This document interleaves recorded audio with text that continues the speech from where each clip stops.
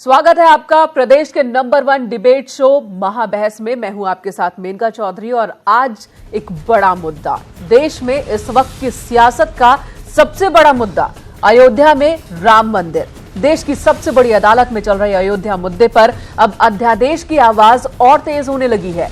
इधर संत समाज सरकार पर कानून के लिए दबाव बना रहा है, उधर संघ प्रमुख ने बड़ी हुंकार भर दी है। 2019 से पहले कानून की इस मांग पर घमासान भी खूब मच रहा है। ये रिपोर्ट देखिए, फिर समझने की कोशिश करेंगे कि संघ प्रमुख का ये बयान सरकार के लिए सलाह है या फिर कोई संदेश।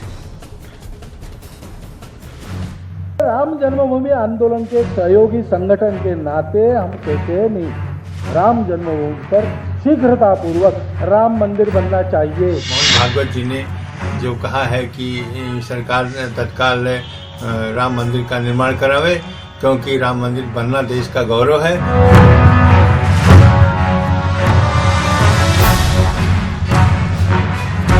सालों से सियासत का सबब रहे अयोध्या पर अब संघ परिवार भी आर पार चाहता है।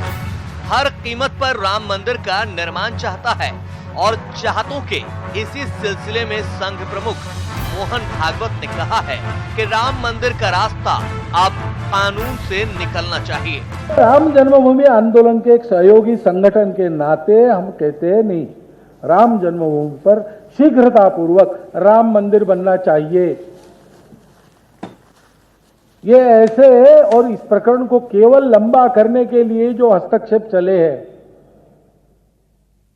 वो प्रकरण लंबा नहीं होना चाहिए, जल्दी निर्णय मिलना चाहिए। और हम कहते हैं कि सरकार कानून बनाए, कानून बनाकर मंदिर बनाए। ये दूसरा बड़ा मौका है जब संघ के सबसे बड़े आसन से राम मंदिर पर कोई बयान आया हो। इससे पहले दिल्ली में सजे शामियाने ने भी संघ प्रमुख ने सरकार को चेताया था। अब विजयदशमी उत्सव के मंच से राम मंदिर पर राजनीति का रंग उतारते हुए भागवत ने कहा कि भगवान के लिए अब तो राजनीति न हो।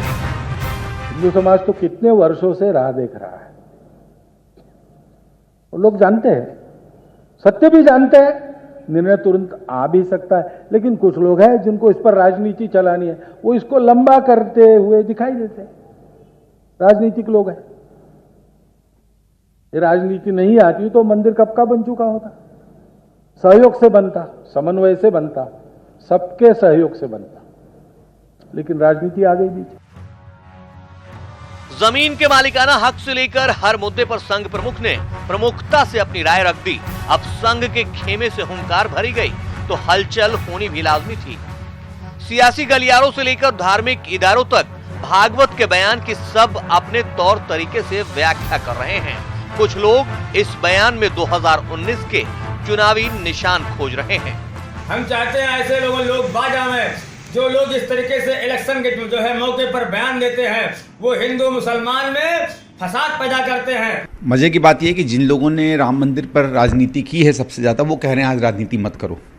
राजनीति आपने की है, आपने भारतीय जनता पार्टी के साथ मिलकर पिछले 20 साल में जिस तरीके का माहौल बनाया है, और साफ दिखता है ना आपकी पार्टी जो भारतीय जनता पार्टी है, ना उनकी सरकारों का राम मंदिर से या राम के प्रति कोई आस्था है। और अजीब लगता है मुझे कि 4-4.5 साल आपकी सरकार है, 4-4.5 साल आपको राम मंदिर नहीं याद आया। 6 महीने बचे चुनाव को। समाज की जन भावनाओं का सम्मान करते हुए अगर कोई समाधान नहीं निकालेंगे तो देश में समरसता नहीं आ सकती, और कुछ भी घटना कभी भी घटी सकती है। तो मैं तो स्पष्ट कहूँगा, 6 दिसंबर जैसी घटनाएं दोबारा घटित हो जाए तो कोई ताजुब नहीं है। बहरहाल 2019 के चुनाव से पहले सरकार के सामने भी कुआं और खाई वाली कहानी है, क्योंकि कुछ दिनों पहले संतों ने अध्यादेश लाने के लिए सरकार को आगाह किया था। इधर संघ परिवार भी राम मंदिर पर पहले से ज्यादा सक्रिय नजर आ रहा है। इसलिए सवाल ये है कि क्या अयोध्या पर अध्यादेश लाएगी सरकार? Bureau report, news 18। और इस बड़े मुद्दे पर हम अपने पैनल के पास चले, इससे पहले दर्शकों के लिए हमारा आज का सवाल है कि क्या अब राम मंदिर पर कानून बनाएगी सरकार? बहुत ही सीधा सा सवाल है, क्योंकि दबाव चौतरफा है। तो दर्शक, आपको क्या लगता है कि क्या सरकार कानून बनाएगी राम मंदिर के मुद्दे पर? अपनी राय आप हम तक भेजिए, ट्वीट कीजिए @महाबहस पर, और अपनी राय, अपना जवाब हाँ नहीं पता नहीं 3 ऑप्शन में हम तक भेज सकते हैं।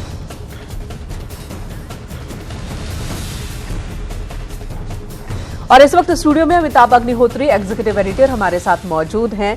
नवीन श्रीवास्तव प्रवक्ता बीजेपी लखनऊ से हमारे साथ हैं। उदयवीर सिंह प्रवक्ता समाजवादी पार्टी, रंजना अग्निहोत्री वरिष्ठ अधिवक्ता हैं, अशोक सिन्हा संघ विचारक हैं, हमारे साथ लखनऊ से ही बने हैं। वहीं मौलाना सुफियान नजामी हैं, मुस्लिम धर्मगुरु। आप सभी का बहुत बहुत स्वागत। और सबसे पहले रुख करेंगे हम अमिताभ जी का। अमिताभ जी, पहले संघ प्रमुख ने जाकर संतों के बीच कहा कि आप बेबस नहीं हैं। संत दिल्ली पहुंच गए। यहां पर वीएचपी ने सीधे सीधे कह दिया कि अब राम मंदिर चाहिए ही चाहिए। उसके बाद अब संघ प्रमुख का ये बयान, बीजेपी के अंदर से भी कई नेता हैं जो कि खुलकर बोल रहे हैं, धमकी की शक्ल में बोल रहे हैं। संदेश क्या है? देखिए, अगर हम राष्ट्रीय स्वयंसेवक संघ के सरसंघ चालक के पिछले 2 महीने के 3 घटनाक्रम देखें, वो दिल्ली में जब 3 दिनों तक जनता के साथ संवाद के अपने कार्यक्रम में थे, तब अयोध्या पर उनका मूल स्वर यहां तक था कि जिस भी तरह से हो वो रास्ता सरकार देखे, लेकिन मंदिर जल्दी बनना चाहिए। उसके बाद वो पतंजलि योग पीठ में साधु संतों के बीच में थे कार्यक्रम में, वहां उन्होंने कहा कि जो सरकार में बैठे होते हैं लोग, उनके सामने कुछ सीमाएं होती हैं, कुछ बंधन होते हैं। आप लोग तो साधु संत हो, आप पर कोई बंधन नहीं, आप लोग नेतृत्व करिए, मंदिर के मसले को आगे बढ़ाइए। और आज जो उन दोनों मंच, पूर्व के दोनों मंचों से बड़ा मंच, जो लोग संघ की कार्यपद्धति को जानते हैं वो इस बात से सहमत होंगे कि संघ में विजयदशमी का वह मंच सबसे बड़ा मंच माना जाता है। वहां से सरसंघ चालक का संबोधन वर्ष भर के लिए स्वयंसेवकों के लिए एक नीति पत्र होता है। तो वहां जब मोहन भागवत जी आए तो उन्होंने 2 टूक कहा कि हम चाहते हैं सरकार कानून बनाए। अब स्थिति बिल्कुल साफ हो गई। पहला चरण था जिस भी विधि से हो लेकिन जल्दी करो।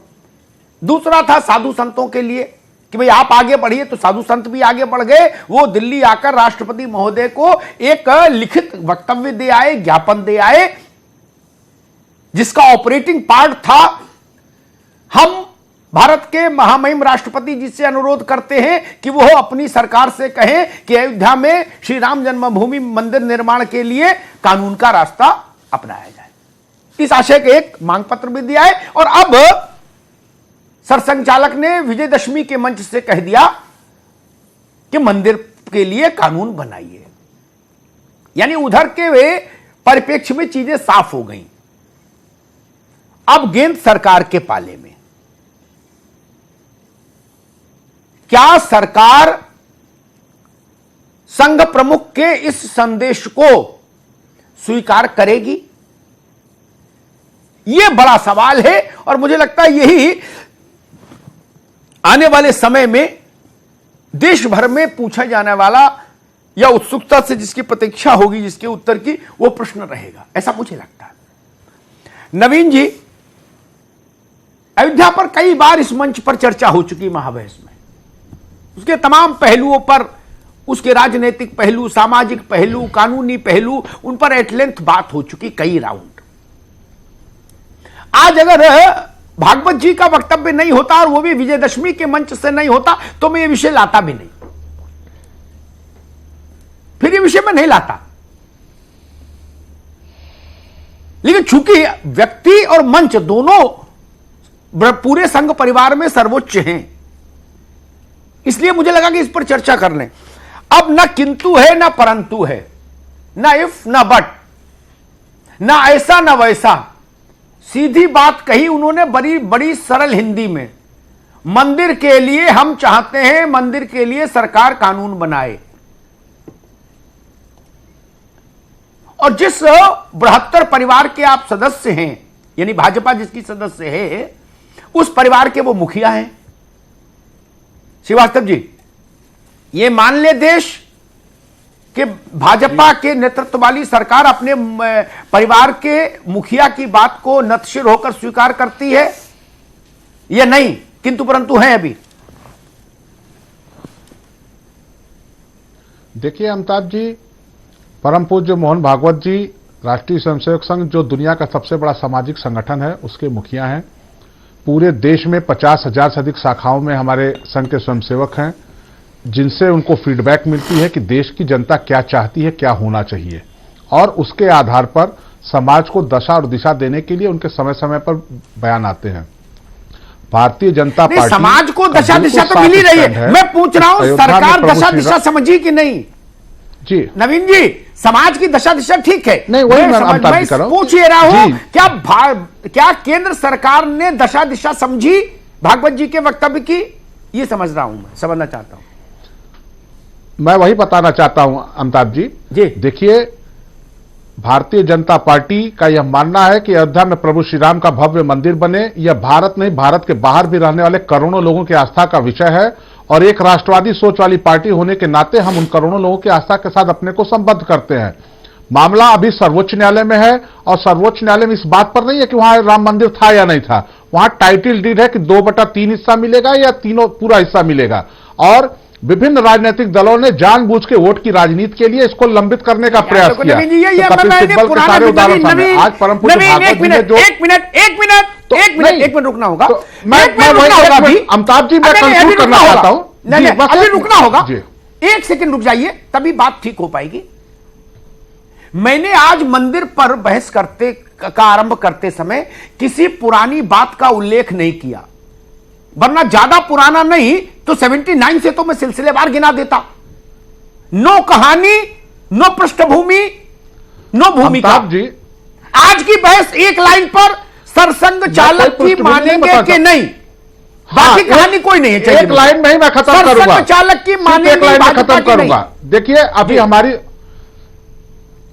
मैं एक लाइन में खत्म करूंगा। अभी केंद्र में हमारी सरकार बनने के बाद कुछ ऐसे विषय आए जो पूरे समाज से जुड़े हुए थे, जैसे ट्रिपल तलाक हो, जैसे SC ST का, उस पर हमारी सरकार जनभावना को समझते हुए अध्यादेश लाई। अगर कभी ऐसी आवश्यकता पड़ी और यह लगा कि देश के करोड़ों लोगों का जो आस्था का प्रतीक है, जो भारत की अस्मिता का प्रतीक है, उस पर राजनीतिक दलों द्वारा जिस प्रकार से सर्वोच्च न्यायालय में पहले भी बाधा आएंगी, तो इस पर विचार किया जा सकता है। इससे हम ये नहीं कहेंगे कि इस पर विचार ही नहीं करेंगे। ठीक है नवीन जी, ठीक है। मुझे एक बात की हैरानी है, भाजपा वाले क्या कहें टीवी पर, अलग भाजपा जाने, लेकिन एक बात मैं सच्चाई के साथ जानता हूं, उतनी ही जितनी भाजपा और RSS के बड़े नेता जानते हैं, उतनी ही सत्यता और अनुभव के साथ मैं भी प्रामाणिकता के साथ जानता हूं कि भाजपा भी उसी बृहत्तर संघ परिवार का एक सदस्य है, जिसमें विद्यार्थी परिषद है, जिसमें वनवासी कल्याण परिषद है, जिसमें दुर्गा वाहिनी है, जिसमें बजरंग दल है, सेवा भारती है, जिसका मुखिया सरसंघ चालक होता है। इसलिए किंतु परंतु दाएं बाएं पर्देदारी वाली बातें मेरे साथ तो चलती नहीं। एक दूसरी महत्वपूर्ण बात, जब सरसंघ चालक को यह माना आपने, भाजपा ने, कि वो करोड़ों लोगों वाले संगठन के मुखिया हैं, उनके पास देश के जनमानस के चिंतन की अद्यतन जानकारी रहती है,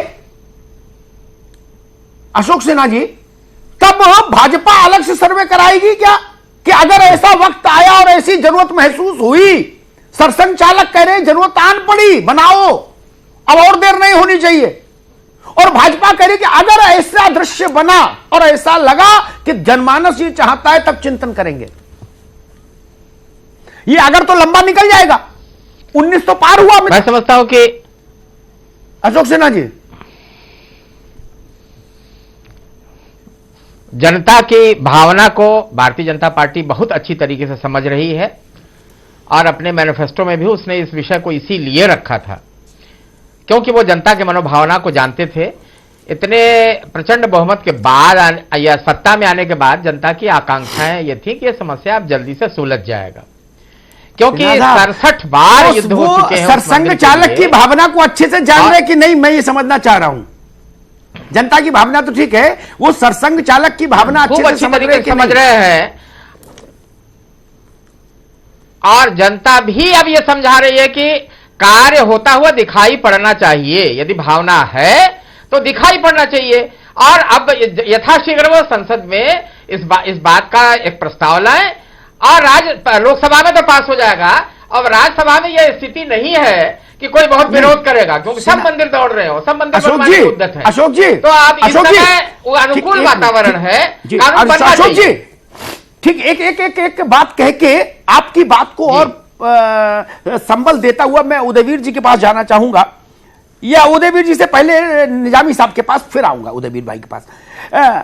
लोकसभा राज्यसभा का झंझट नहीं है। ये तर्क जो लोग दे रहे हैं वो गलत तर्क दे रहे हैं। मैं विकल्प बता देता हूं, नवीन जी बैठे हैं, ये ऊपर बता दें। संसद के दोनों सदनों का संयुक्त सत्र होता है, उस संयुक्त सत्र की सदस्य संख्या काउंट होगी। राज्यसभा का कोई झंझट नहीं। वाजपेयी जी के समय में कोटा पारित हुआ था इससे।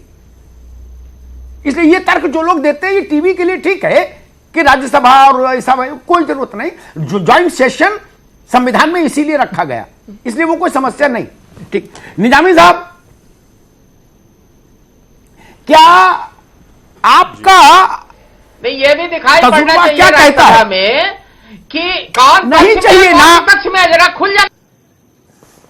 अरे आपको काम कराने से मतलब है कि राजनीति करनी है अशोक सिन्हा जी? आपको यह पता करने में क्या रुचि है? आप मंदिर बनाना चाहते हैं तो ज्वाइंट सेशन बुलाइए। आप राजनीति करना चाहते हो क्या? विलंब किया इस कार्य में, विलंब नहीं किया आपका मंशा कुछ और है अशोक सिन्हा जी। माफ करिए, संघ का ये मंशा नहीं होना चाहिए। ये मंशा भाजपा का हो, ये नवीन कहे मैं मान लेता, संघ को ये नहीं कहना चाहिए। समस्या समाधान हो, गुमराह करते रहे नहीं, संघ को ये नहीं कहना चाहिए था सिन्हा साहब। ये नवीन का विषय था भाजपा का कि कौन कहां खड़ा है। अमिताभ जी, तो मेरा सिर्फ ये कहना है कि निश्चित रूप से नहीं, अभी आपका कहना नहीं मांगा, अभी नहीं मांगा मित्र, अभी रुकिए। जिन लोगों ने सुफियान निजामी साहब राम भक्तों पे गोली चलवाई थी, अरे रुकिए भाई, ये पुरानी कविता नहीं नवीन, एफिडेविट ये पुराना इशू नहीं था भाई, कल्पना ही नहीं है, राम काल्पनिक है। ठीक है, नवीन रुकना होगा अभी। नवीन की आवाज बंद करिए। नवीन, मेरी बहस में जब पूछूं तभी बोलने का एक प्रक्रिया है मित्र, उसका पालन तो करना ही होगा। सुफियान निजामी साहब, आपका तजुर्बा क्या कहता है? आप भी इस मामले से लंबे समय से जुड़े रहे हैं जी। फ्रॉम द हाईएस्ट प्लेस, संघ परिवार के यूनिवर्स में इससे बड़ी कोई कुर्सी नहीं सरसंघ चालक से, इसके ऊपर कुछ नहीं। उनका वक्तव्य वो भी विजयदशमी के मंच से, जो उसका स्थापना दिवस है संघ का। आपका तजुर्बा क्या कहता है? क्या संदेश जहां पहुंचना चाहिए वहां पहुंचेगा, पहुंच गया या नहीं पहुंचेगा, या इसके पीछे कुछ और है? देखिए अमिताभ जी, ये बात बिल्कुल वाज़ेह है जो आपने शुरू में कही है कि आरएसएस और बीजेपी ये दोनों दो सिक्के के एक सिक्के के दो पहलू हैं। ये सब जानते हैं जितने लोग यहाँ बैठे हैं। और ऐसी बात नहीं है कि मोहन भागवत साहब अगर भारतीय जनता पार्टी या सरकार से अगर कुछ कहना चाहें तो उनको किसी मंच की ज़रूरत है या किसी महफिल की ज़रूरत है या किसी विजयदशमी या दशहरे की ज़रूरत है। ये सब जानते हैं। जो आपने बात कही ना कि ये तजुर्बा क्या कहता है और ये क्यों बात कही गई, देखिए हम सिर्फ ये कहना चाहते हैं कि मोहन भागवत साहब तो हमसे इल्म में बहुत ज़्यादा हैं और जितने लोग यहाँ बैठे हैं बहुत ज़्यादा हैं। अगर मैं कुछ गलत बोल रहा हूँ तो आप शायद मेरी इस्लाह करिएगा। देखिए, जहाँ तक मेरा कम इल्म कहता है वो ये है कि जो मामला सुप्रीम कोर्ट में हो और उसकी हेयरिंग शुरू होने वाली हो या वो पेंडिंग हो, आप किस अथॉरिटी और किस बुनियाद पर वहाँ उस मामले पर अध्यादेश लाएं, ये मेरी समझ से बाहर है। आज तक कोई नज़ीर ऐसी मेरे सामने से नहीं गुजरी है कि जिसमें सुप्रीम कोर्ट के फैसले के आने से पहले, हाँ, सुप्रीम कोर्ट कोई फैसला करे किसी के हक में करे, जैसे SC/SC एक्ट में किया या सबरीमला केस में किया या ट्रिपल तलाक में किया, जब सुप्रीम कोर्ट फैसला कर दे तब आप कानून भी बना सकते हैं, अमेंडमेंट भी कर सकते हैं। ये बात इनको बखूबी पता है, मोहन भागवत साहब को भी पता है, बीजेपी के लोगों को भी पता है और सबको पता है। लेकिन सवाल यहां पर यह है कि 2014 में जो आपने एक वादा किया था और अपने मैनिफेस्टो में जिस बात का जिक्र किया था, या मोहन भागवत साहब ने बीजेपी के लिए जो अपनी पूरे एक टीम को लगाया था उसके प्रचार और प्रसार, उनकी वोट को मजबूत करने के लिए, ये वो लोग हैं जो आज मोहन भागवत साहब से सवाल कर रहे हैं, ये वो लोग हैं जो आज बीजेपी से सवाल कर रहे हैं। इसलिए ये बात मंजर आम पर लाके कहनी पड़ रही है कि भाई हमारे ऊपर प्रेशर है, और हमारा प्रेशर ये है कि हमसे लोग सवाल कर रहे हैं कि आपने हमसे वोट तो ले लिया है राम मंदिर के नाम पर, लेकिन आप लोग राम मंदिर के लिए हकीकत में क्या कर रहे हैं, ये एक मैसेज देने की जरूरत थी। लेकिन और अगर सिर्फ बताने का मकसद होता तो बीजेपी के पास और उनके पास 50 काम है, वो अपने आप से कर सकते थे। ठीक है निजामी साहब। उदयवीर जी, रंजना जी आपके पास बाद में आऊंगा, लेकिन आपके लिए मेरे पास सबसे अहम सवाल है जो अयोध्या पर कानून और अध्यादेश के मामले में एक निर्णायक सवाल होगा जो मैं आपसे पूछूंगा। इसको लेके भी बड़ा भ्रम है। मैं बताऊंगा कि अध्यादेश और कानून अगर आए भी तो क्या होगा उसके आगे, वो सवाल आपसे पूछूंगा। उदयवीर जी, अशोक सिन्हा साहब कह रहे हैं कि भाई ये भी साफ होना चाहिए मंदिर में कौन किस पाले में खड़ा।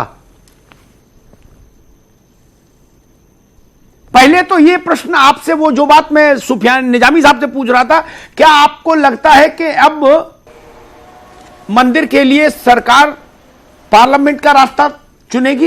एक, और दूसरा, अगर चुनेगी तो आप और आपकी पार्टी कहां खड़ी होगी? देखिए, मैं बहुत स्पष्ट ये मानता हूं कि ये जो मुद्दा आया है, ये कोई नई समझदारी बीजेपी आरएसएस इनको नहीं हुई है।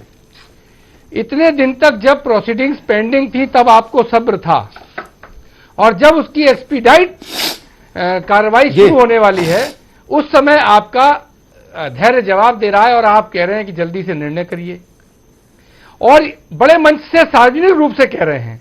आप सहयोगी संगठनों, रोज गुपचुप मीटिंग होती है, आपकी समन्वय समितियां बैठक होती हैं, आप एक दूसरे से कह लीजिए, जनता को संदेश क्यों दे रहे हैं? तो सवाल सिर्फ यह है कि सबसे बड़ा सवाल न राम मंदिर है न सुप्रीम कोर्ट है इनके लिए सबसे बड़ा सवाल है 19 में क्या चेहरा लेके हम जाएं। 2 नारे थे, भय, भूख और भ्रष्टाचार।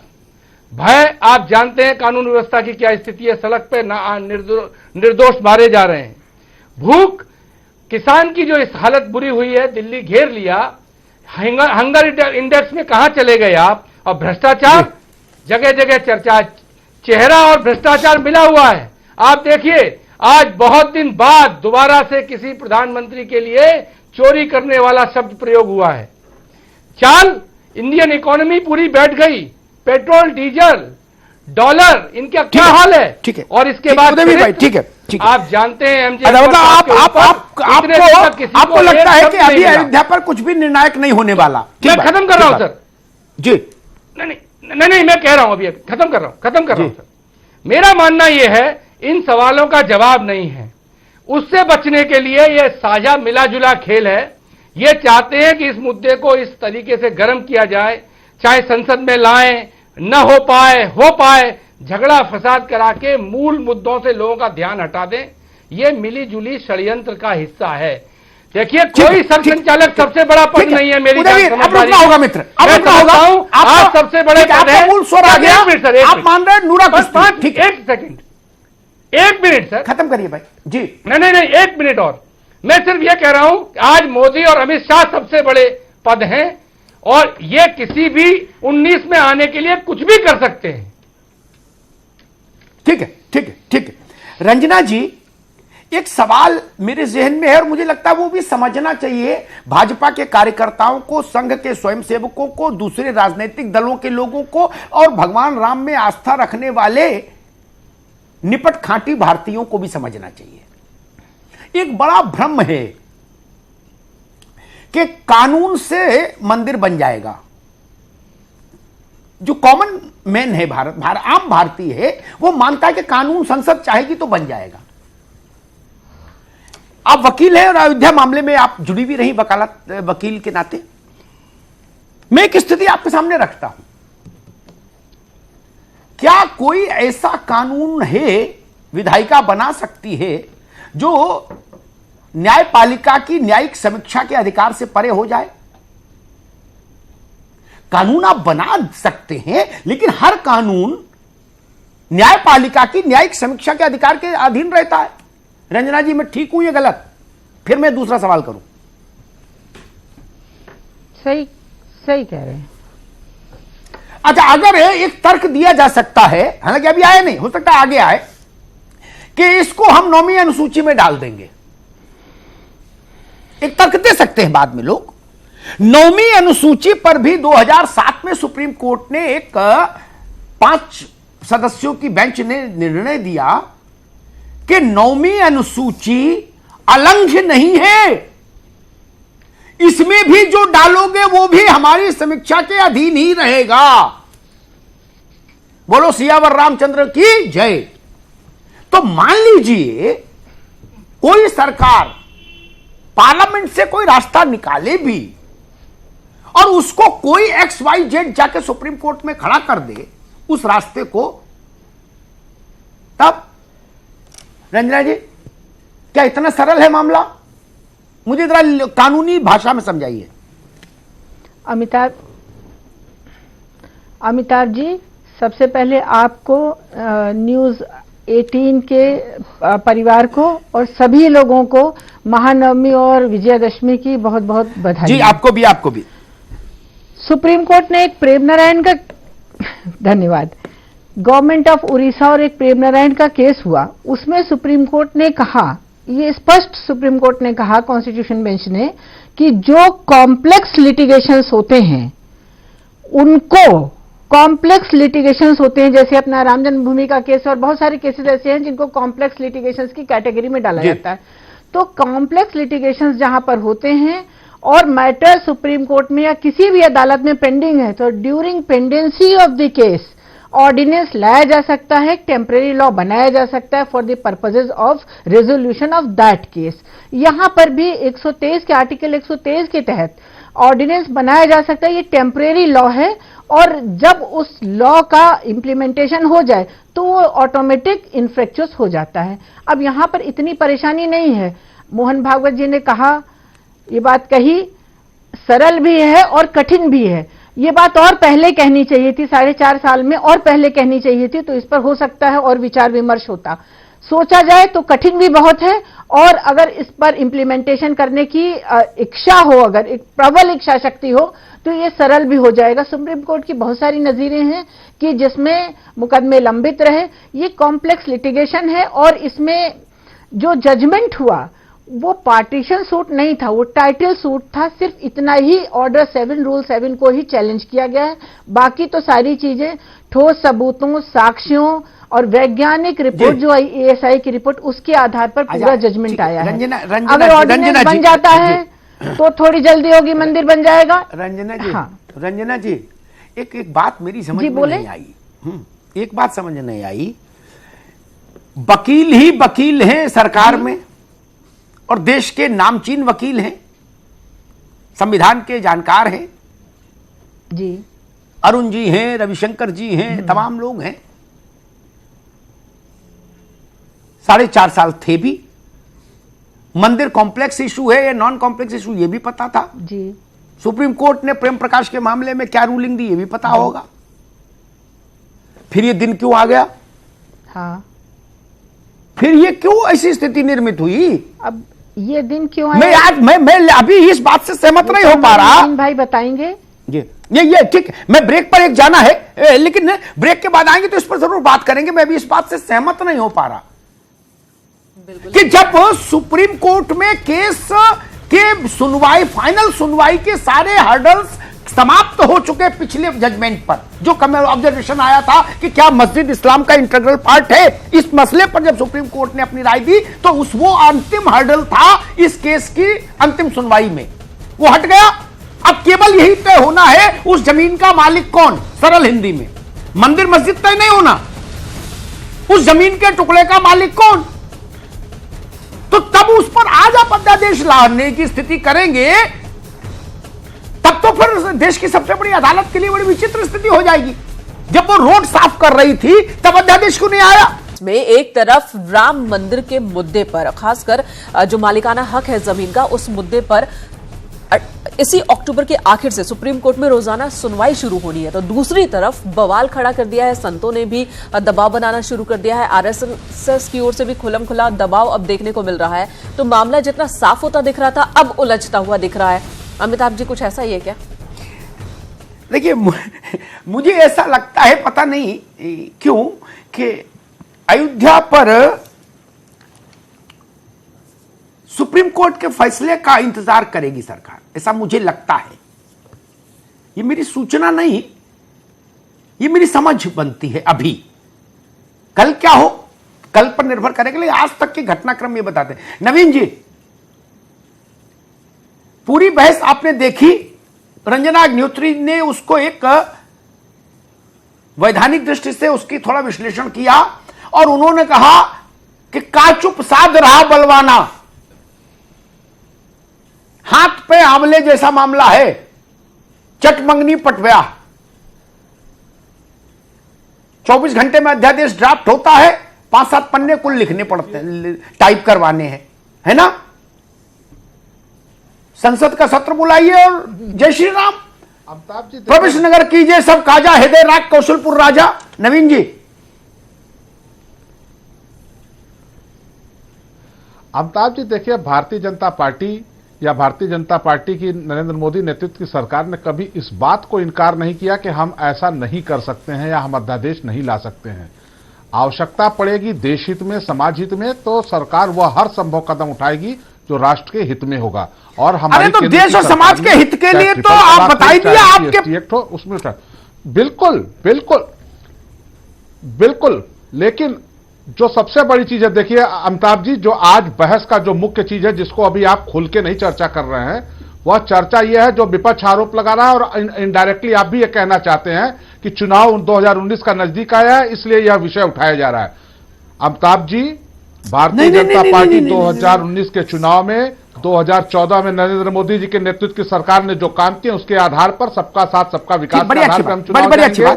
प्रभु श्री राम का भव्य मंदिर अयोध्या में बने, यह हमारे लिए आस्था का प्रतीक है। हमारे लिए वोट बैंक की राजनीति नहीं है, वोट बैंक की राजनीति उनके लिए है जिन्होंने, अमिताभ जी, जिन्होंने सर्वोच्च न्यायालय में हलफनामा दिया था कि 2019 के चुनाव तक इसको टाल दिया जाए। या जो लोग ये कहते रहे हैं अयोध्या में राम भाषण में गोली चलवाए, रुकना होगा भाई, जरूरत भाषण में, मेरे पास समय कम है, उनके लिए मुझे सवालों के जवाब चाहिए, भाषण नहीं, रुकना होगा जी, रुकना होगा। अभी लंबी बात तो नहीं भाई, जितना पूछो उतना बताओ, उतने तो समय नहीं मिलता टीवी पर, आप पूरा शुरू कर दो। बिल्कुल वही मैं बताना चाहता हूं कि भारतीय जनता पार्टी के लिए अयोध्या में, अरे आ गई भाई, यह राजनीति और वोट का विषय नहीं है, यह हमारे लिए आस्था का विषय है। जिनके लिए होगा वो समझे।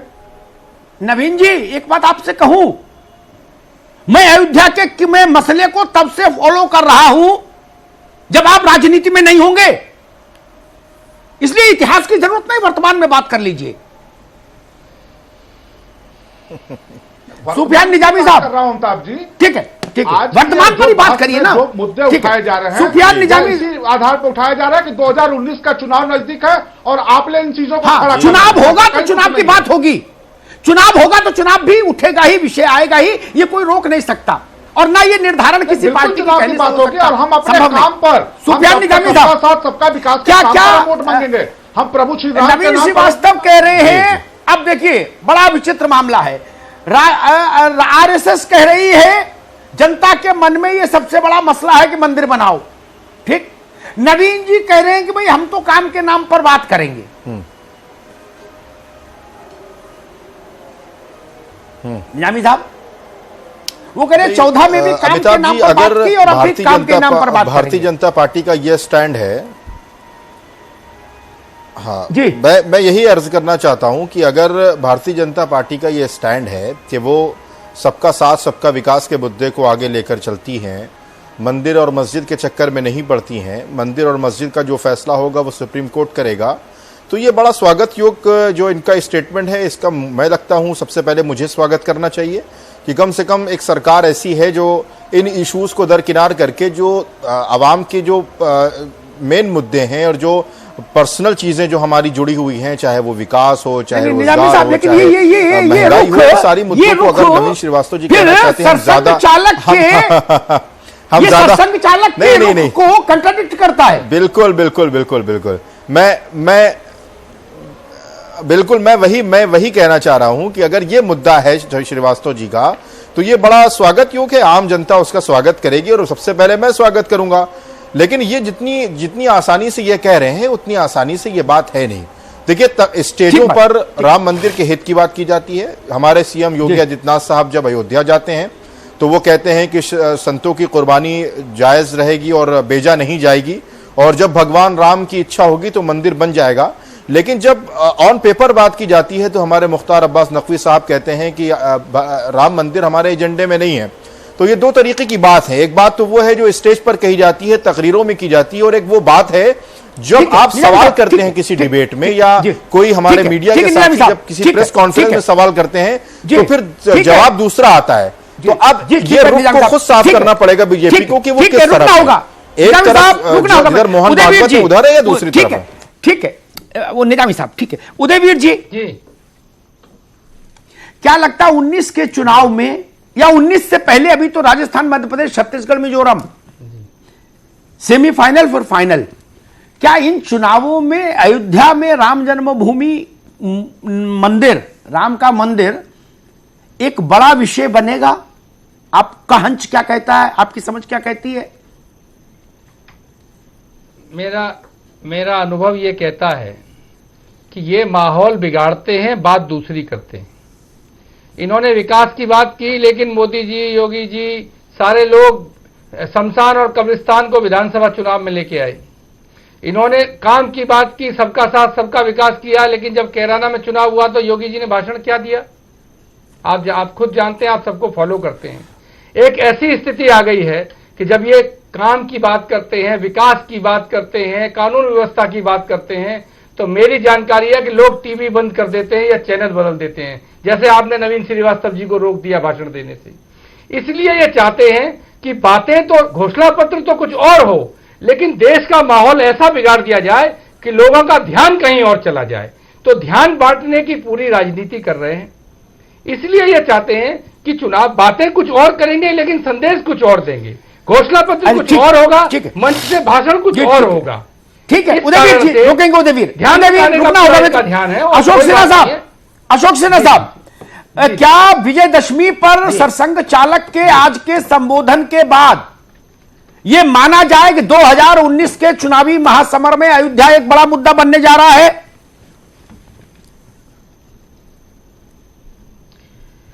राष्ट्रीय स्वयंसेवक संघ चुनाव की दृष्टि से रख करके कोई मुद्दा नहीं बनाता, वह तो स्पष्ट बात करता है कि राम मंदिर का मसला जितना जल्दी से जल्दी हो वो हल हो जाए। नहीं, चुनाव में जिसको लाभ लेना हो ले, हमें कोई आपत्ति नहीं है उससे, मगर राम मंदिर यथाशीघ्र बनना चाहिए। चुनाव होते रहेंगे, चुनाव फिर अभी चुनाव नवंबर में है, उसके बाद फिर मई में है, ये चुनाव तो आते जाते हैं। बात को अगर मंदिर का इशू आज का नहीं है। ठीक है, एक मिनट रुक जाओ मालिक, एक बात बता दूं, समय कम है, थोड़ी हल्की फुल्की भी बात हो जाए। बाला साहब देवरस, रज्जू भैया, सुदर्शन जी, मोहन राव भागवत, अयोध्या के मसले पर जितने भी टाइम टेबल बने, कैलेंडर बने, तब से लेके आज तक उठा के देख लीजिए। जब महंत अवैधनाथ जी अध्यक्ष हुआ करते थे, चाहे राम जानकी रथ यात्रा निकले, ऐसे जितने कार्यक्रम अब तक किए गए, सबकी टाइमिंग देख लीजिएगा, सबकी टाइमिंग देख लीजिएगा। ये संयोग नहीं हो सकता, इसलिए इस बात को स्वीकार करना क्या बुराई है? लोकतंत्र में चुनाव के विषय नहीं बनेगा तो कहां बनेगा? अरे देखिए, चुनाव आने के समय सभी राजनीतिक दलों का जो ओरिएंटेशन होता है वह जनता की ओर हो जाता है, क्योंकि जनता में जाके जवाबदेही बनती है।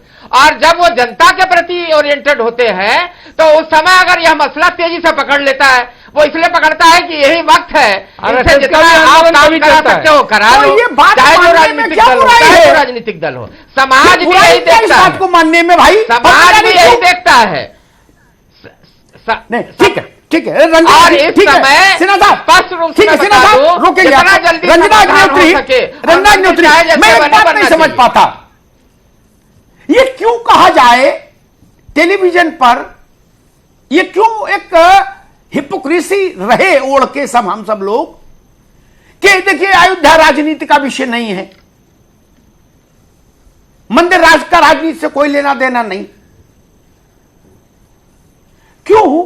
लोकतंत्र के सबसे बड़ा जो अभ्यास वर्ग है वो तो चुनाव है, जिसमें जनादेश आता है, जनमन आता है। उसमें राम जन्मभूमि का मसला क्यों विषय नहीं बने? छोटा मसला है क्या? हर आदमी, इधर वाले भी उधर वाले भी, कंबल ओढ़ लेते हैं, बनाते सब उसी को मुद्दा है, लेकिन सार्वजनिक तौर पर एक एक कंबल सब ओढ़ लेते हैं अपने अपने रंग का। रंजना जी, ये क्या हिपोक्रेसी है भाई? देखिए, भारत की जनता धार्मिक है। भारत आस्थाओं, परंपराओं और धर्म का देश है। भारत की जनता ने भारतीय जनता पार्टी के मैनिफेस्टो को देखा, उसमें राम जन्मभूमि मुद्दा था, 370 मुद्दा था, यूनिफॉर्म सिविल कोड मुद्दा था, और भारत की जनता ने यह समझा कि भारतीय जनता पार्टी धर्म सम्मत राजनीति करती है, इसलिए भारतीय जनता पार्टी को वोट दिया गया। किसी भी पार्टी को धर्म सम्मत राजनीति करने से पीछे नहीं हटना चाहिए, इस बात को एडमिट करना चाहिए। धर्म सम्मत राजनीति करें हम, क्या हम अधर्म की राजनीति करते हैं? दूसरी पार्टियां तो अधर्म की राजनीति करती थी, धर्म सम्मत राजनीति नहीं करती थी। हमारी आस्था और विश्वास था कि धर्म सम्मत राजनीति होगी तभी राष्ट्र का विकास होगा, और इसीलिए भारतीय जनता पार्टी को फुल मेजॉरिटी में लाया गया। अगर ये धर्म सम्मत राजनीति करेंगे तो 2019 में भी ये विजय होंगे, परंतु अगर ये धर्म के मार्ग से जरा भी इधर उधर विचलित हुए तो भारत की जनता धर्म की जनता है, धर्म और आस्थाओं पर विश्वास करती है। स्पेशली मैं तो धार्मिक हूं और मेरी आस्था राम जन्मभूमि के लिए है। राम जन्मभूमि के लिए जो भी कार्य करेगा उसके लिए हम लोग नतमस्तक होंगे, क्योंकि पूरे 20 वर्ष जी, आपकी बातों से भी प्रेशर बढ़ ही गया होगा इस वक्त सरकार का, सरकार के ऊपर दबाव बढ़ जाएगा आपकी बातों से भी। चलिए, दर्शक क्या कह रहे हैं वो भी हम जान लेते हैं। क्या अब राम मंदिर पर कानून बनाएगी सरकार? सीधा सा सवाल हमने दर्शकों से भी किया था ताकि ये समझ पाएं कि हमारे जो दर्शक है, जो जनता है, उनके दिमाग में क्या चल रहा है इस मुद्दे को लेकर, इस पर सरकार और राजनीतिक पार्टियों के रुख को लेकर। भरपूर जवाब हमें मिले हैं, भरपूर वोट हमें मिले हैं। हम परिणाम आपको बता दें। 23% लोगों का मानना है कि हाँ, कानून बनेगा, सरकार कानून बनाएगी। 69% लोग मानते हैं कि नहीं, कानून नहीं बनेगा, यानी कि ये मसला चलता रहेगा, इस पर राजनीति चलती रहेगी। यही सोच दर्शकों की भी है।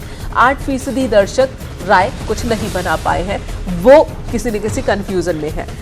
अमिताभ जी, दर्शकों को भी यही लगता है कि सरकार कोई फैसले तक नहीं पहुंचने वाली, अपनी तरफ से तो कोई कदम नहीं उठाने वाली है, मुद्दा जो है वो चलता रहेगा। देखिए, मैं जनता ने जो कहा वो तो देख ही लिया। जनादेश क्या कह रहा है, जनमन क्या कह रहा है। रंजना जी, जब पिछली सरकार के दौरान प्रयाग में कुंभ लगा तो कुछ कुंभ में कोई घटना घटी होगी, तो मैं ऐसे ही एक चर्चा के दूसरे मंच पर रहता था उस दौर में।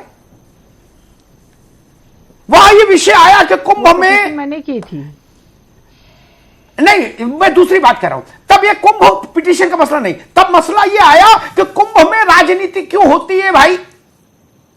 तो मैंने थोड़ा अलीक से हटके कुछ विचार रखा। मैंने कहा, चाय की दुकान पर, मदिरालय में, बस अड्डे पे, सड़क पे, पार्क पे, चलते गाते सब जगह सियासत हो सकती है डिस्कस। जहां 8 करोड़ आदमी आएगा वहां डिस्कस नहीं हो सकती। जहां भारत के अलग अलग भूभाग से 8-10 करोड़ आदमी इकट्ठा हो, हर जाति का, हर विचारधारा का, हर आर्थिक समूह का, राजनीति स्पर्श है क्या? उसी बात को मैं यहां दूसरे संदर्भ में लाता हूं। क्या हिंदुस्तान में मंदिर का विषय इतना स्पर्श है कि उसको हम सार्वजनिक तौर पर स्वीकार करने में भी ये कहें कि नहीं, देखिए वो आस्था का विषय है, या वो भावनाओं का विषय है, या ऐसा है या वैसा।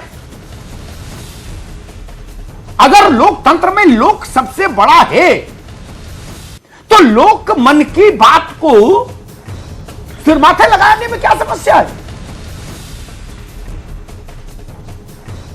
और एक बार मैंने इस अयोध्या पर बहस के दौरान ही कहा था, अयोध्या को सामान्य मंदिरों के साथ इक्वेट नहीं किया जा सकता, तुलना नहीं हो सकती।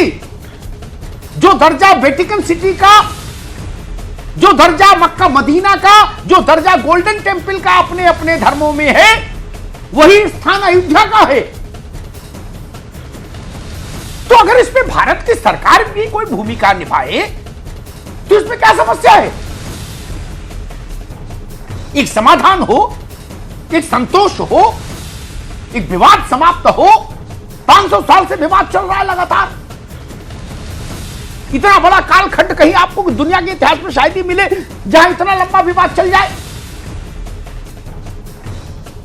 इसलिए, लेकिन आज की तारीख में जो जनादेश हमने दिखाया अभी आपकी स्क्रीन पर, नवीन श्रीवास्तव जी, जनता ये मान रही है। जो मैंने कहा था थोड़ी देर पहले कि मुझे नहीं लगता, वही जनता ने कहा। 69% कितना, 69% मानते हैं कि कानून नहीं आने वाला। 69% ने कहा कि कानून नहीं आएगा भैया। अशोक सिन्हा जी, ये भी समझ लीजिए। और ये भी लोग पूछ सकते हैं, सिन्हा साहब आपके लिए बोल रहा हूं, नवीन जी के लिए नहीं। लोग कल ये भी पूछ सकते हैं आपसे सिन्हा साहब कि पूरे मन से कहे थे कि नहीं। जो न मानियो ब्रह्म सर तो महिमा मिटे अपार। क्योंकि ये देश में शायद कोई नहीं माने कि गुरु वशिष्ठ कुल पूज्य हमारे, जिनकी कृपा असुर रन मारे। राम ने कहा कि ये गुरु वशिष्ठ है हमारे कुल के पूज्य, वही सरसंघ चालक होते हैं, गुरु वशिष्ठ कुल पूज्य हमारे संघ परिवार में। तो ये शायद मानना मुश्किल हो जाए कि संघ परिवार के सबसे बड़े मुखिया ने कोई बात सार्वजनिक मंच से कही और उस पर कुछ कार्य दिखाई नहीं दे जमीन पर। जो बात रंजना जी कह रही थी कि आस्था है तो आस्था दिखनी चाहिए, आस्था झलकनी चाहिए। धन्यवाद। फिलहाल महाबहस में वक्त इतना ही। आप सभी खास मेहमानों का बहुत बहुत धन्यवाद हमारे साथ महाबहस का हिस्सा बनने के लिए। एक छोटे से ब्रेक के बाद भी न्यूज़ 18 पर खबरों का सिलसिला जारी है।